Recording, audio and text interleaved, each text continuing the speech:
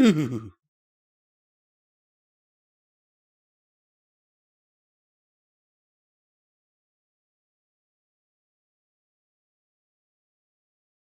Letter to the Griffon Emperor on the Matter of War by Wages of Sin. Dear Emperor Tailfeather, while I am aware of the tensions between our nations, I am at a loss for what affronts you referenced in your missive.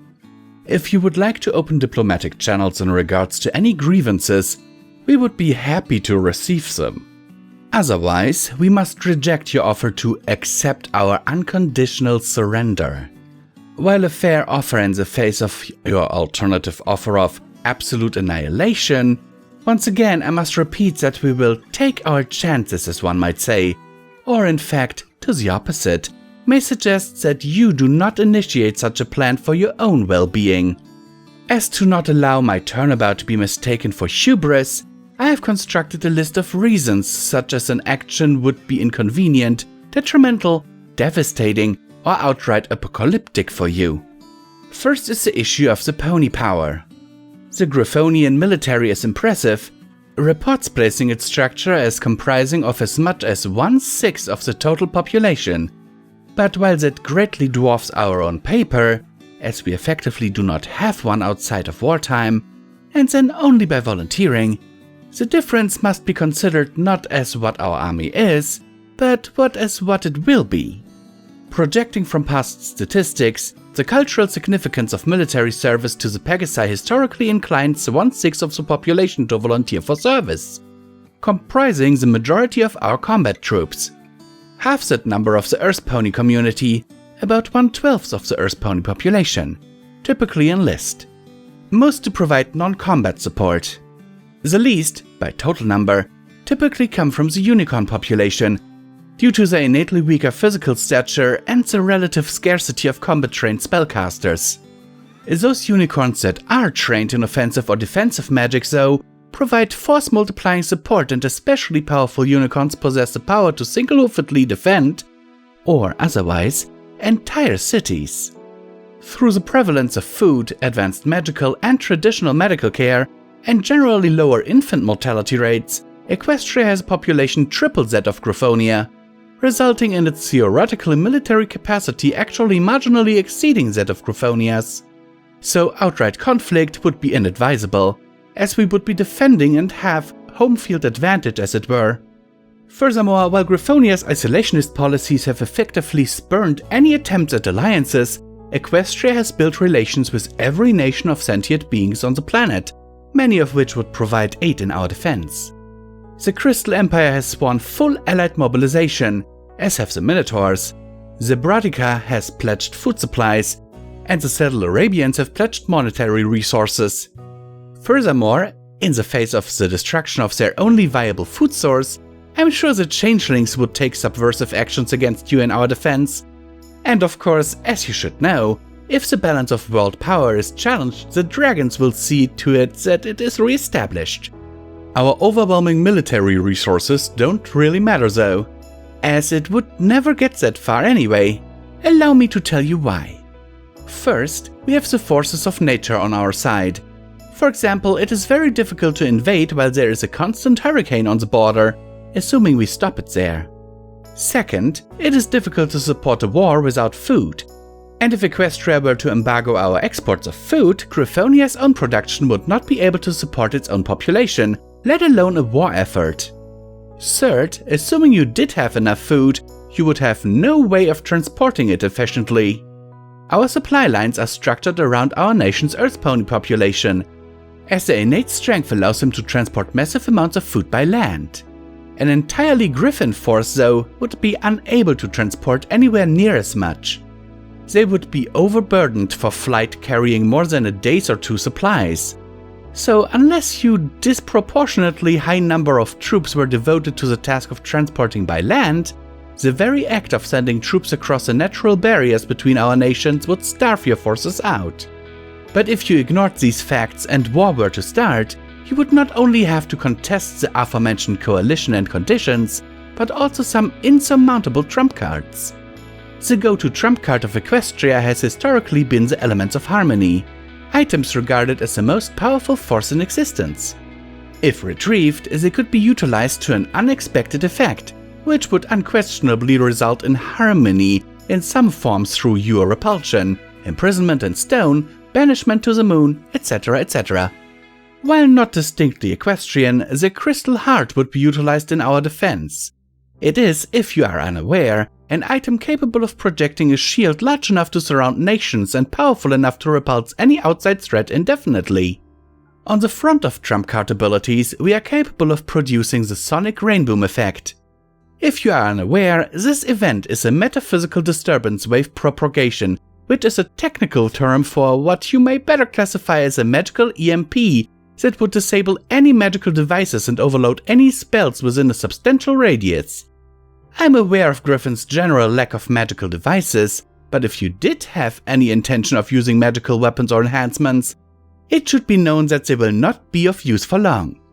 While there are many other magical items and abilities that could be mentioned, the list would go on nearly indefinitely, so for the sake of brevity, I will leave it at just these 3, as these are just the well-known and relevant to defense. If this outlining of our defensive capabilities was not able to sway you, and everything I have mentioned above was somehow rendered impotent, and you did successfully annihilate us, you would then have to contest life in a world without ponies, a more daunting task than you might imagine, considering what would remain. Equestria boasts 4 immortals: Celestia, Discord, Luna, and myself. In the face of our pony's death, undoubtedly a terrible fate would befall those who had harmed them, and this is no unsustained claim. You would suffer. Luna, the princess of the moon and night, once threatened to basically destroy the world because she was not being appreciated by ponies. If you intended to kill those whose admiration keeps the wrath of a nightmare at bay, I shudder to imagine what forces she would bring to bear against you. I cannot say what Celestia would do, but if the nation she has spent an era creating and nurturing were to be destroyed, I have little doubt that her mind may be taken by a nightmare similar to Lunar's.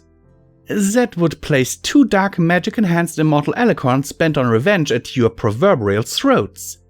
If that were also not to be enough, Discord, god of chaos, has recently taken up residence in Equestria, and has shown bonds with ponies he values enough to deny his fundamental nature.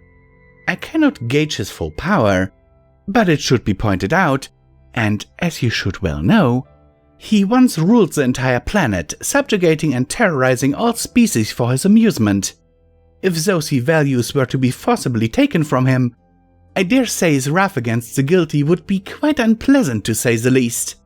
As the youngest and least studied of the immortals of Equestria, my reaction to the destruction of our nation can only be judged on projections of my mental state, as assumed to carry over from my time as a mortal. As much as I would dislike to put it in writing, it would be a lie to say I was, or am, entirely stable. In the face of the same stimulus, I fear I would simply go insane before a nightmare form could overtake me. While this may result in my incapacitation, my other episodes of insanity have proven more proactive. That is to say, I may seek indiscriminate revenge, possibly also utilizing the dark magic I have recently learned from my mentor, and a bout with the entity formerly known as Lord Sombra.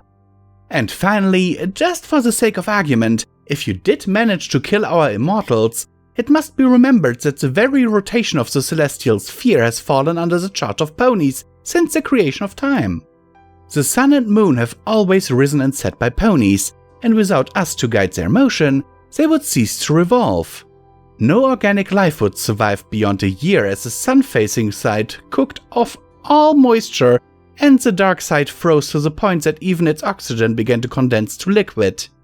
I suppose it is also be relevant to mention that Discord and I both are bonded to universal forces, chaos and magic respectively, and as such there is the odd possibility that our deaths could destabilize all reality. Or rather, quite possibly all of all realities. Just thought you should know. Twilight Sparkle. Author's note. Just a random quick write after thinking about what a nation challenging Equestria would face. If you have further reasons, feel free to share them in the comments. It wasn't a test? But. Violet stammered as she stood before her former mentor's throne. Celestia merely continued to drink her tea, her calm demeanor not reflecting the gravity of the news she had just given. What do you mean it wasn't a test? Violet half shouted, half cried up to her. Now, I didn't say it wasn't a test. I only said that the letter from the Griffon Emperor was not fabricated. Twilight slumped to the floor in relief. Oh, thank Harmony. I thought you were saying that you actually sent that letter back to him. Twilight released a weary chuckle. You had me worried there for a bit. I didn't say I didn't send the letter either. What I said was that you responding to the letter wasn't the test. Celestia said, not reacting to the building fear on Twilight's face. Unable to build any more than a shaky whisper, Twilight's need for an answer prevailed over panic. Then what is the test, Princess? You are to deal with the Griffin's threat in its entirety. Then panic finally had its way, and Twilight's unconscious form finished its slump to the polished marble. Author's note. I really didn't want to add anything to the original letter because I feel that adding context to the letter may lessen the experience for some.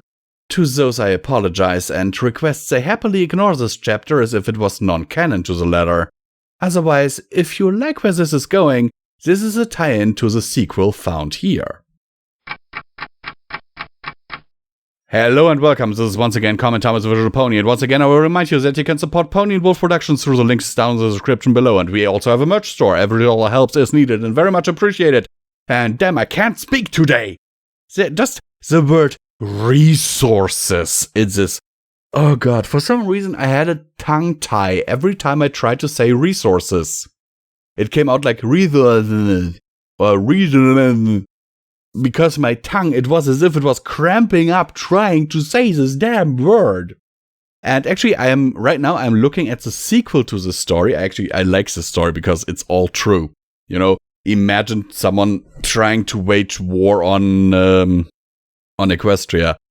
I'm looking at the sequel right now, and sadly, the last chapter was written in 2017, so 4 years ago.